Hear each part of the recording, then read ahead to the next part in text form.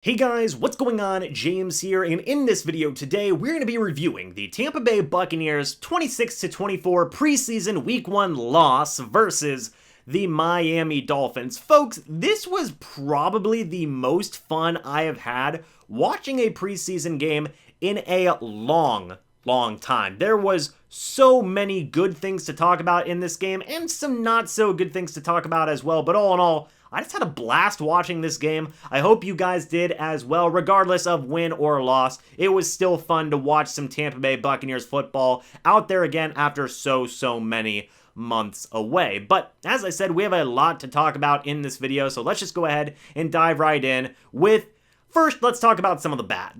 Before we talk about some of the good. First things first, Zyon McCollum had a rough game today. There was many times where he just looked lost out there. I know he bit really hard on a play action. He got beat by Lynn Bowden of the Miami Dolphins on a deep touchdown. It was not a great game for Zyon McCollum. I'm going to give him a little bit of slack. The dude was a 5th round draft pick, and this is his first NFL game ever, by the way. So all in all, it is what it is. I think that Zyon McCollum will show more improvement as the preseason progresses. He did only finish with 1 tackle in this game. A couple of bad things that were not great were Kyle Trask's interception and Kyle Trask's fumble that basically all occurred in about a minute and a half and resulted in the Miami Dolphins getting 14 total points off of those turnovers. Now, I will say this. Besides that, Kyle Trask looked really good in this game, and we will talk about that in a moment, but I do talk about turnovers when they do happen on the offensive side of things. It's not great. I'm not going to fault Trask too much. The interception was a really crazy,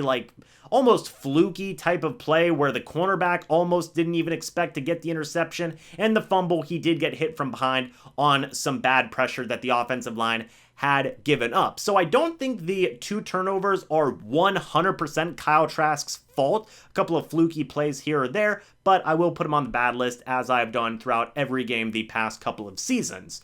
Another player who I thought didn't look great in terms of rookies was Jake Camarda, unfortunately. Jake Camarda had 4 punts today, 182 yards, 45.5 average. He did have 1 punt inside the 20, which was good, but there were a couple of times where Camarda just felt like he was coming up short on his punts. It wasn't a great thing to see. Could be the rookie jitters, kind of like maybe what Zyon McCollum was feeling in this game. Hopefully he can continue to improve as the preseason progresses.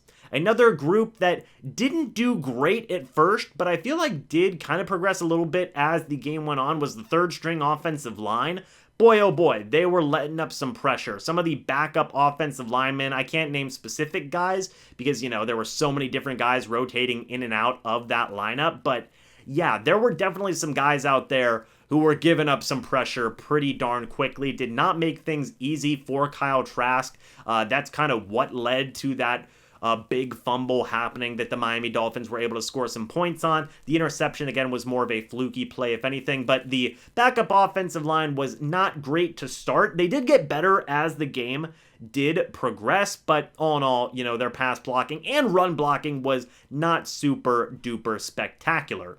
Another cornerback that did struggle in this game a little bit was Kyler McMichael. He also got beat on a deep play to Lynn Bowden. He was making the Bucs cornerbacks look silly out there on a couple of plays.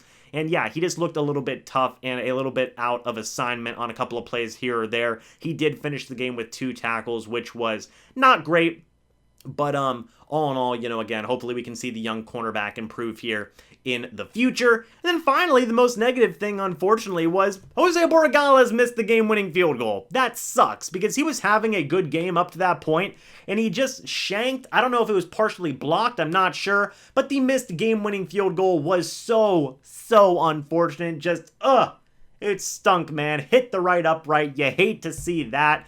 How will that affect the kicking battle moving forward? Who knows? We're going to have to wait and see how that situation works. If it was blocked, that's one thing. I did notice the kick was a little low, so I think regardless, it's not a great look for Jose Borregales here in this kicking battle. You had a chance to hit a game winner. It was, I believe, a 49-yard field goal, which should be a makeable field goal, and you didn't make it, unfortunately. We'll see how that affects this kicking battle moving forward. Keep an eye on that. man, that was just a darn shame. Really took the winds out of the sails with what was looking like a fantastic game-winning drive to end out this game for the Bucs.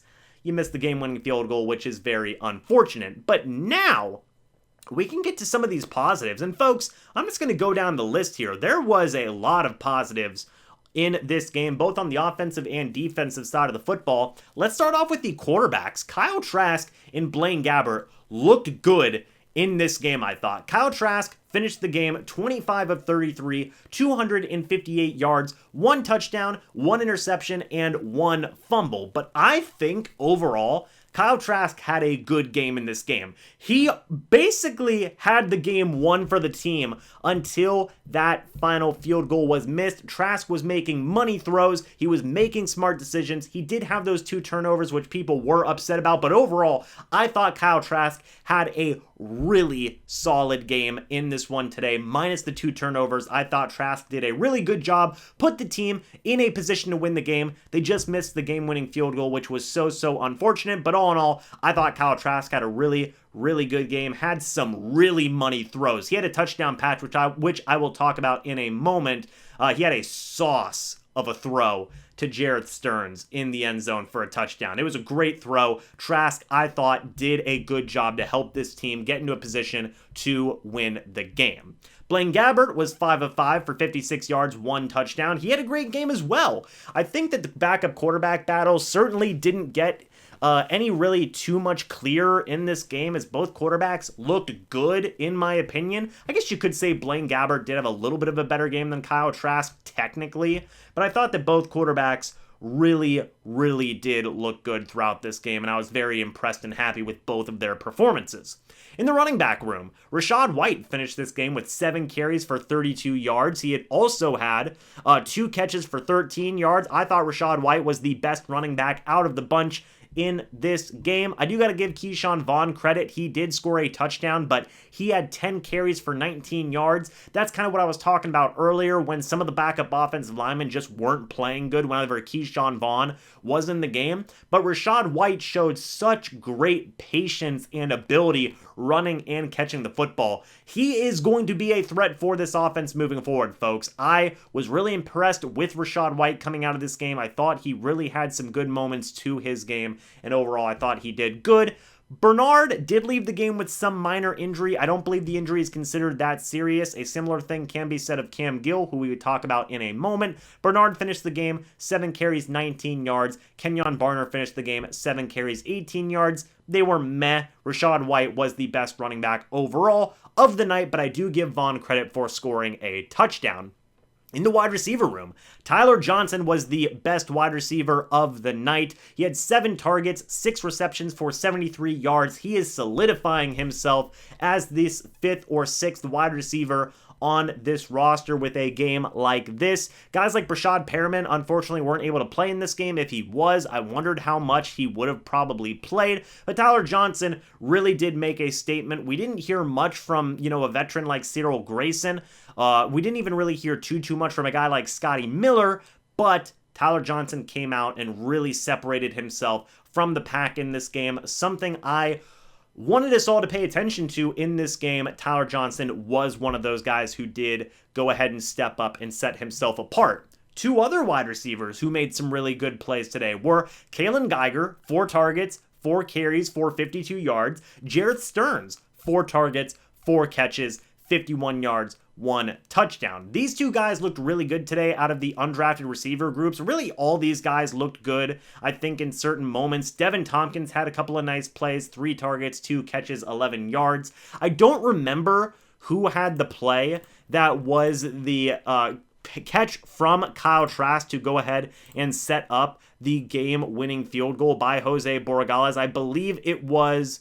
let me see if I can figure out who it was one moment. I believe it was Devin Tompkins on 3rd and 8, I believe. Sorry.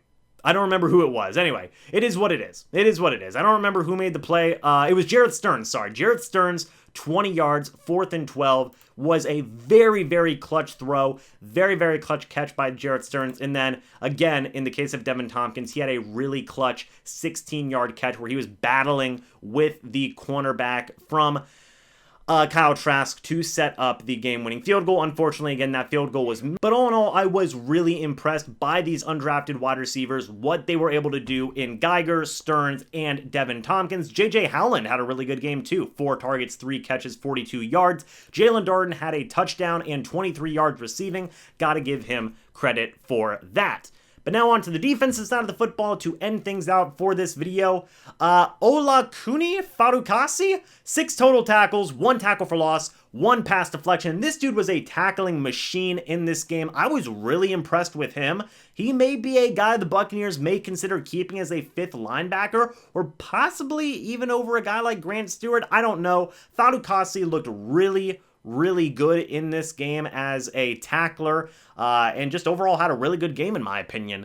Nolan Turner had 5 total tackles. He had some decent moments. Cam Gill, 2 tackles for loss, 1 quarterback hit, 1 sack, 4 total tackles. I thought Cam Gill had a very solid game today. Anthony Nelson, 2 tackles, 1 sack, 2 tackles for loss, and 1 quarterback hit. Good day pass rushing from the 3rd and 4th edge rushers from the Tampa Bay Buccaneers. You always love to see that. J.J. Russell had a quarterback hit. Patrick O'Connor had a sack as well as a tackle for loss and a quarterback hit. All in all, there were some standout guys on the defensive side of the football, but that was pretty much it. You know, you had Farukasi, you had Anthony Nelson, you had guys like Mike Green, I thought made a couple of nice plays here or there. Rashard Robinson also had a couple of nice plays, especially on special teams. Patrick O'Connor, Anthony Nelson, those were some of the standouts on the defensive side of the football. You did have Jose Borregales make a 55-yard field goal and all 3 of his extra points, which was good, but you did miss the game-winning field goal, which was not a great thing to see, unfortunately. But that's kind of it, folks. All in all, there was a good amount of good takeaways from this game, right? Some not so great takeaways here or there, but all in all, I feel this was a very good start to the Buccaneers preseason. You saw a lot of really good things from some of the guys on, especially the offensive side of football, in Trask, White, Johnson, Geiger, Stearns, Tompkins, and then on the defensive side of the football, Farukasi, Nelson, Gill, Green, O'Connor. Those guys had some good plays, and despite everything, I think that we did see some positives from Jose Borregales despite missing that game-winning field goal. But folks, that's it. Let me know your thoughts and opinions about this game. Also, by the way, I do want to give a shout out to Miami Dolphins quarterback Skylar Thompson, who had a really good game today. 20 of 28, 218 yards, 1 touchdown, and Lynn Bowden had 55 receiving yards and a touchdown as well. Good game from those 2 guys on the Dolphins side of things. Shout out to those 2 guys. They put in some good work. But yeah, there was a lot of good takeaways from the Tampa Bay Buccaneers in this game. Hopefully they can build on this momentum moving forward into their next preseason game. But what do you guys think? Let me know your thoughts and opinions about all of this down in the comments section below. I would love to hear them. Thank you guys so much for watching this video. Hope y'all enjoyed. And I will see you all in the next video or the next live stream. But until then, and as always, guys, goodbye for now, and go Bucs.